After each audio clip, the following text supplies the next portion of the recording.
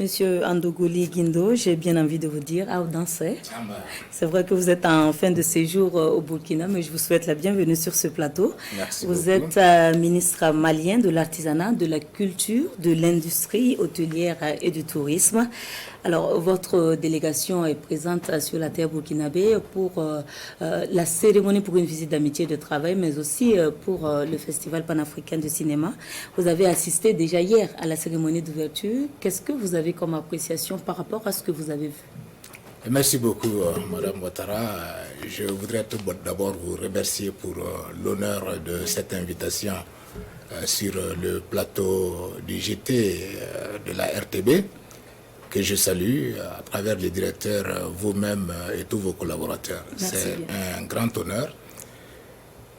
Nous ne sommes pas en fin de séjour, d'autant que nous sommes là jusqu'à la clôture de la 28e édition du FESPACO.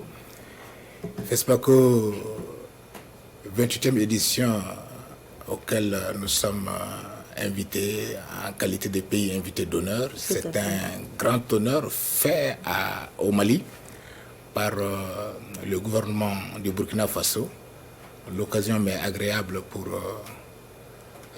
exprimer l'infinie et profonde gratitude du peuple malien, de son gouvernement à l'endroit du président de la transition, chef de l'État, son Excellence Ibrahim Traoré. Et je voudrais associer à ces remerciements le Premier ministre, chef du gouvernement, son Excellence Joachim Apollinaire Guillaume de Tambela. Je voudrais également remercier l'ensemble des membres du gouvernement et plus particulièrement mon collègue ministre de la Communication chargé de la culture, de l'artisanat et du tourisme, mon cher frère Rim Talba, Jean-Emmanuel Ouedraogo, que je salue fraternellement et très vigoureusement. Alors, cette 28e édition a connu son ouverture hier avec une présence marquée de la délégation malienne conduite par le chef du gouvernement du Mali, le Premier ministre Dr Choguel Kokala Maïga, à la tête d'une très forte délégation composée de 8 ministres, mais également de plus d'une centaine d'artistes. Alors, cela dénote de toute l'importance que le Mali accorde à cette invitation des pays en qualité des pays invités d'honneur.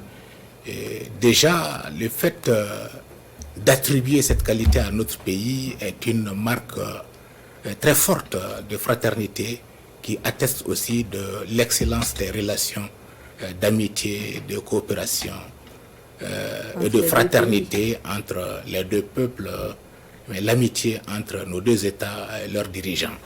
Donc je voudrais à cet égard remercier très fort les autorités de votre pays. La cérémonie d'ouverture, elle a été haut en couleur et en sonorité.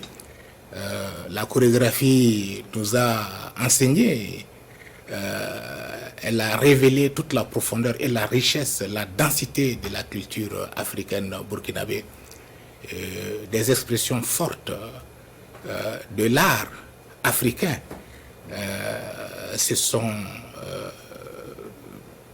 fait remarquer au cours de cette cérémonie pour laquelle je voudrais saluer très fort notre ami et frère Serge Aimé Koulibaly, l'ensemble de ses collaborateurs, mais je voudrais saluer particulièrement les jeunes qui ont fait montre d'une démonstration artistique fantastique que à nous travers avons cette chorégraphie. aimé. Alors, Monsieur le ministre, le Burkina et le Mali sont deux pays éprouvés, en tout cas par l'idée terroriste. Et pour cette 28e édition du FESPACO, on a choisi de plancher sur cinéma d'Afrique et culture de la paix. Est-ce que le Mali se sent interpellé également par ce thème? Naturellement, j'étais donc sur la cérémonie d'ouverture. J'ai saisi l'occasion pour féliciter également notre compatriote Sidiki Diabaté qui a émerveillé le public avec sa kora, instrument mythique d'Afrique, et tous les autres artistes qui se sont produits hier à l'occasion de cette cérémonie. Oui, le Mali et le Burkina, deux pays certes, mais un même peuple avec un héritage ancestral commun, mais également un destin commun aujourd'hui confronté à des défis similaires, les défis de la sécurité. Vous voyez, depuis près d'une dizaine d'années, la bande sahélo-sahélienne est confrontée à une nébuleuse terroriste qui a endeuillé nos populations. Des familles entières ont été décimées, des enfants, des femmes, des vieux ont été tués. Cela est très surprenant sur une terre africaine. Et justement, c'est de ce fait que les deux pays ont décidé justement de mettre leurs efforts en commun. Et comme on l'a dit, l'union fait la force. Alors donc les deux États ont décidé de mettre leurs efforts en commun, leur expérience, leur énergie, afin justement de faire un front commun pour faire face à cette nébuleuse qui endeuille malheureusement nos populations. C'est dans ce cadre que le Premier ministre du Burkina Faso avait effectué il y a quelques semaines un voyage à Bamako, et en retour, le Premier ministre du Mali est arrivé ce vendredi à Ouagadougou. Et comme vous l'avez si bien rappelé dans votre introduction de tout à l'heure, il y a eu un conseil des ministres conjoint du Burkina Faso et du Mali, des journées de travail qui ont été sanctionnées par un communiqué conjoint que vous venez de diffuser tout à l'heure. Donc tout cela démontre de la santé des relations fraternelles et aussi d'amitié et de coopération qui existent entre nos deux pays. Et pour vous, Monsieur le ministre, quel peut être l'apport de la culture dans la construction de la paix au niveau des pays africains? Vous savez, l'Afrique, et plus particulièrement nos pays, regorgent de ressources culturelles immenses. C'est des pays qui connaissent une histoire glorieuse de vieilles civilisations, des pays dans lesquels se sont forgés des éléments de la culture qui déterminent en quelque sorte notre être, parce que la culture par définition est la somme de nos expériences. Alors donc la culture du Burkina, du Mali sort d'un long passé. Et vous savez, cette culture renferme des ressorts, des ingrédients qui nous permettent justement de faire face à la nébuleuse terroriste dont je parlais tantôt. La culture, c'est un facteur de paix, de cohésion sociale et de vivre ensemble.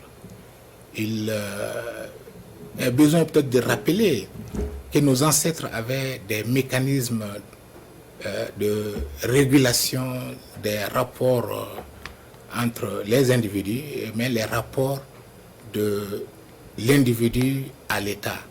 Et je veux pour exemple la charte de Kourkanfouga proclamée sous l'égide de l'empereur du Mali, Soundiata Keïta, en 1236, laquelle charte rappelle et prône les grandes valeurs humaines, la dignité de l'homme, mais également les caractères sacrés de la vie humaine. Donc la culture, disais-je, renferme des ingrédients que nous pouvons exploiter à suffisance pour consolider la paix et pour construire une paix durable. Nous sommes des peuples ayant en partage un même patrimoine culturel.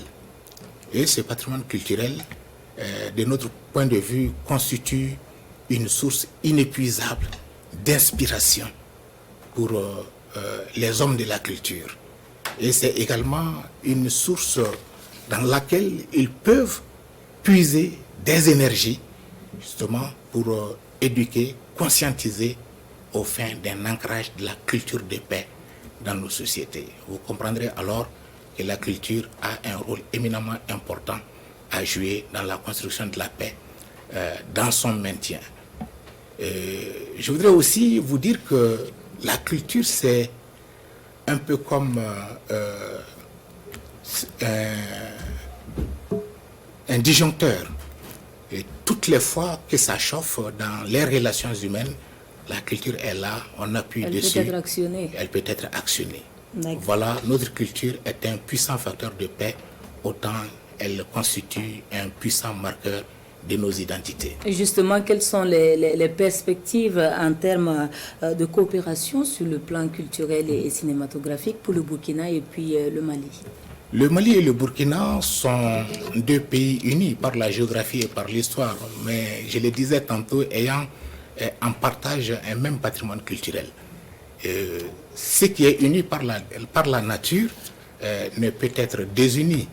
Alors donc c'est dans cet esprit que nos deux gouvernements ont décidé justement de se rapprocher davantage pour former l'union sacrée, pour faire face justement aux dérives liées à l'insécurité qui menacent la paix dans nos pays respectifs.